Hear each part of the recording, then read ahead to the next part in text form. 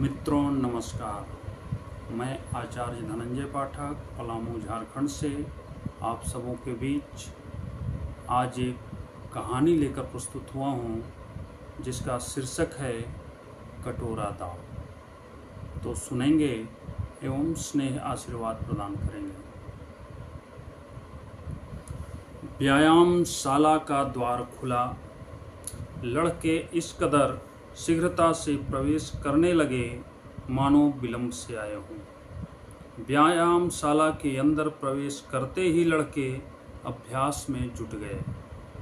कोई उठक बैठक करता तो कोई दंड बैठक, कोई किसी को दोनों हाथों पर चित ऊपर उठा लेता तो कोई अपने दोनों पंजों पर किसी को खड़ा कर संतुलन के साथ ऊपर उठाता, कोई किसी को पैर फंसाकर पटक देता तो कोई अपनी दोनों भुजाओं में किसी को जकड़कर जोर से कसता, कोई अपने को घूंसों से पिटवाता तो कोई दौड़ने में मस्त होता, कोई कहीं कुश्ती लड़ते तो कोई कहीं गुरुजी द्वारा बताए गए पैंतरों का अभ्यास करता।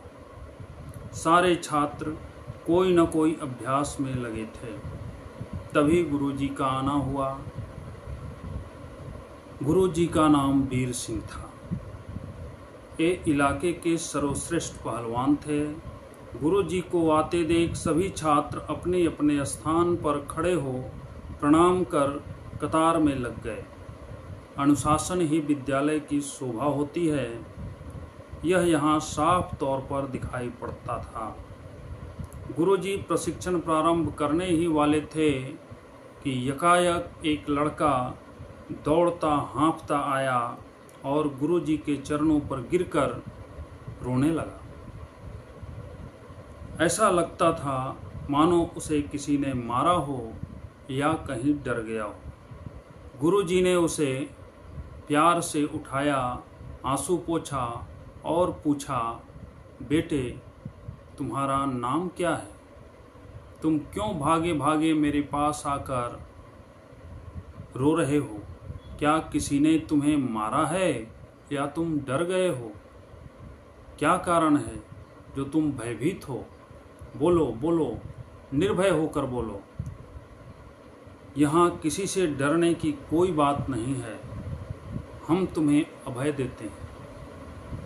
गुरुजी की स्नेहपूर्ण बातों को सुनकर लड़के ने कहा, मेरा नाम विक्रम है। मैं दूर गांव से आया हूँ। न तो मुझे किसी ने मारा है और न ही मैं डरा हुआ हूँ। यहाँ आने का मेरा मूल उद्देश्य आपसे पहलवानी सीखना है। आप सिखाएंगे ना गुरुजी? आप सिखाएंगे ना?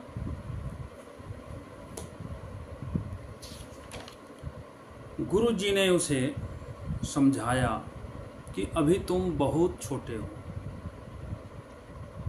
अभ्यास की कठोरता को तुम सहन नहीं कर सकते।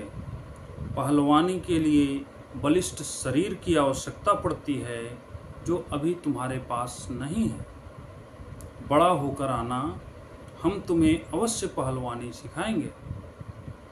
नहीं नहीं, हम अभी से ही सीखेंगे, हमें सिखलाइए। लड़का जिद कर ही रहा था कि उसके पिताजी भी लपके लपके चले आए।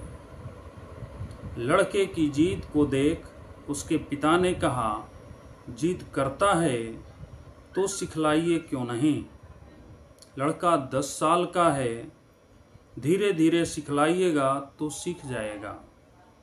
लड़के के पिता के बातों से बाध्य होकर गुरुजी को सिखलाने पर राजी होना पड़ा।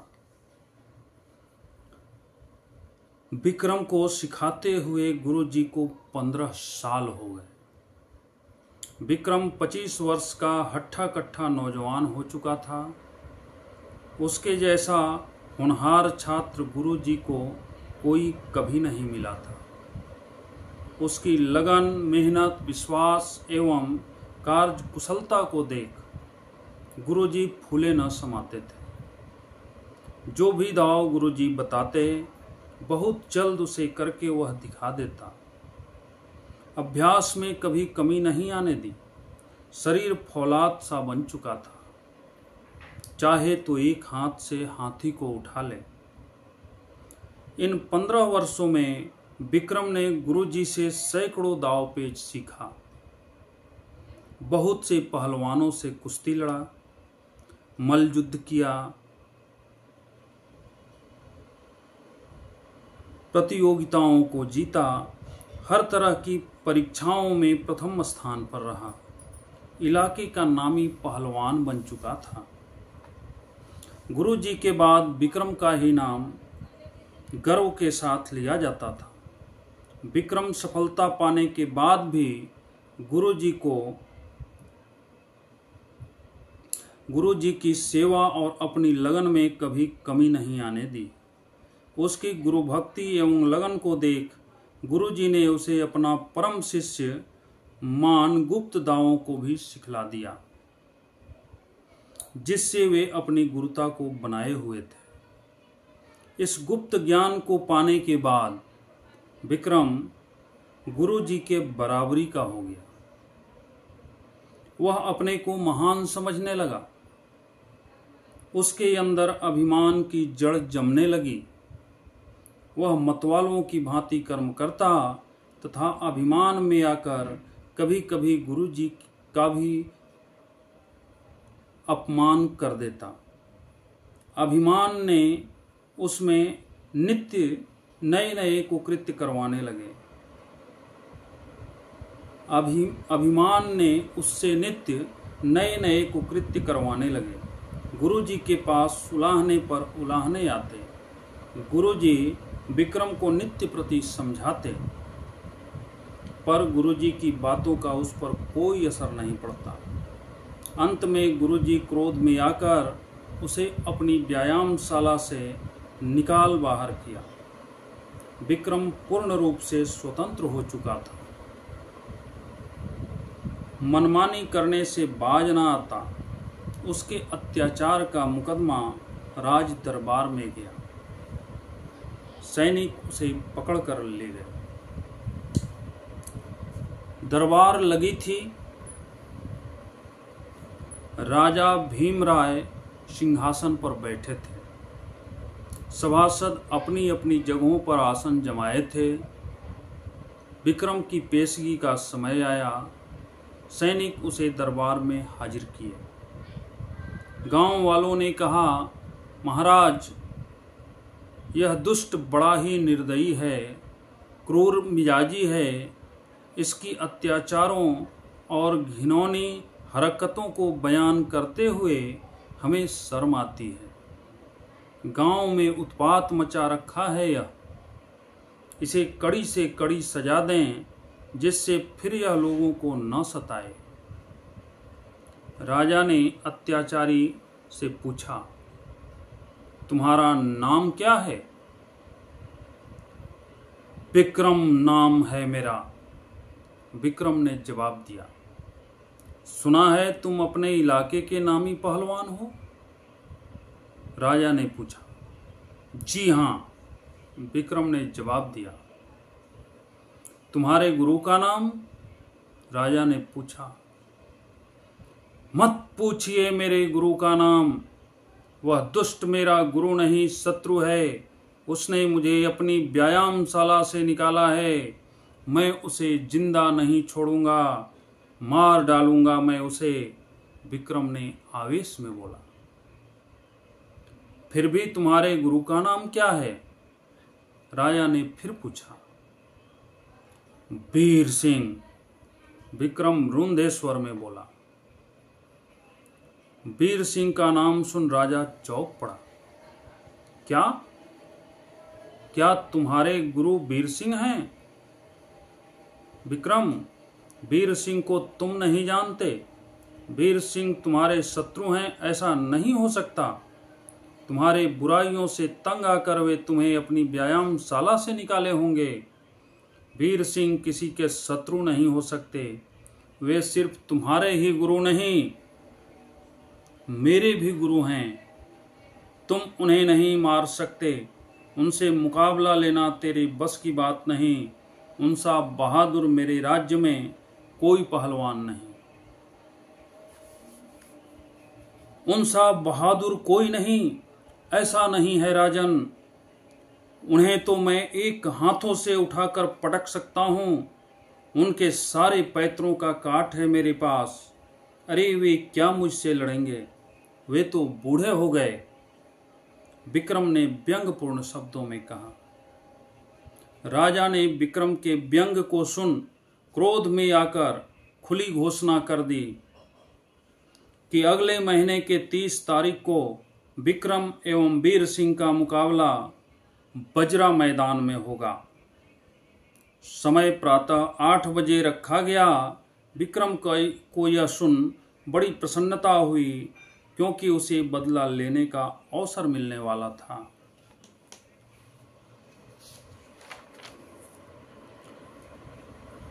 गुरुजी घर के बाहर चारपाई पर लेटे थे। थकान के कारण कभी कभी झपकी भी ले लेते थे। जरा सी नींद लगी ही थी कि रथ की घर घर की आवाज से टूट गई। वे चारपाई से उठते कि तब तक राजा भीमराय की रथ दरवाजे पर आकर खड़ी हो गई। भीमराय ने रथ से उतरकर गुरुजी को प्रणाम किया और समाचार ले। गुरुजी ने झटपट लोटा में जल लाया और आओ भगत की।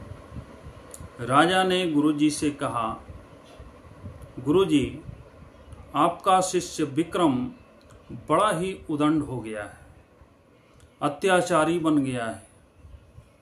उसे मैंने बहुत समझाया, पर वह एक न माना। उसे अपनी शक्ति और आपके सिखाए पैंतरों पर अभिमान हो गया है। वह आप ही से मुकाबला लेना चाहता है। वह कहता है मैं गुरुजी को भी हरा दूंगा। वह आपको कुछ समझता ही नहीं। उसके द्वारा आपकी हंसी उड़ाने पर मैंने अगले महीने के 30 तारीख को सुबह 8 बजे बजरा मैदान में आपके तथा उसके मुकाबले की खुली घोषणा कर दी है। आप उसे हराकर उसका अभिमान मिटा दीजिए और अपनी गुरुता को बचा लीजिए। राजन, भला मैं विक्रम को कैसे हरा सकता हूँ? वह मेरी संपूर्ण विद्याओं को जानता है। कोई दांव मैंने उससे छुपा कर नहीं रखा। अब मैं बूढ़ा हो गया हूँ और वह जवान। किसी भी सूरत में मैं उसे नहीं हरा सकता। गुरुजी ने अपने को असमर्थ घोषित करते हुए कहा, चाहे जो भी हो, आपको उसे हराना है।